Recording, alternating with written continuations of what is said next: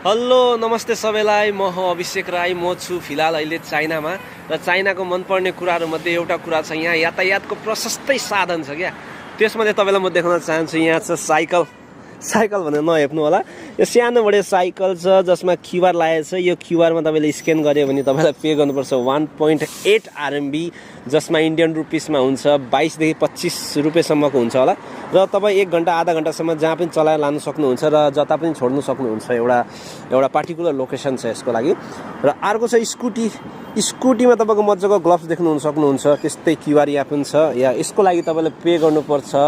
2.5 RMB जसले Indian रुपिसमा भन्यो भने 30 देखि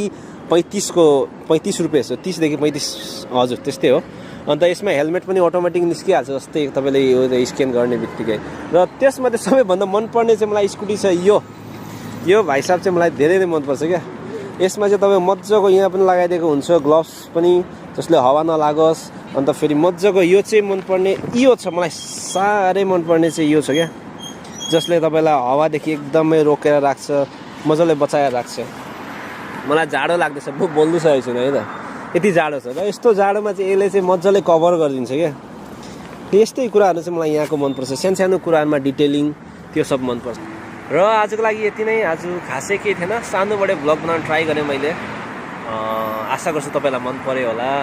मन पर्यो भने ठिक छ मन पर्यो भने तपाईँहरू लाइक र त्यहाँ अलिकति फलोको बटन छ होला छेउछाउमा यसो हेऱ्यो भने देख्छ त्यसलाई दबाइदिनु होला है त अन्त सपोर्ट गर्नु होला मलाई आशा गर्छु अझै ठुलो म भ्लग बनाउने चेष्टा गर्छु आफ्नो समय निकालेर र यति नै हो तपाईँहरू ख्याल राख्नु होला आफ्नो हाँस्दै गर्नु होला र सबैलाई हँसाउँदै गर्नु होला बाई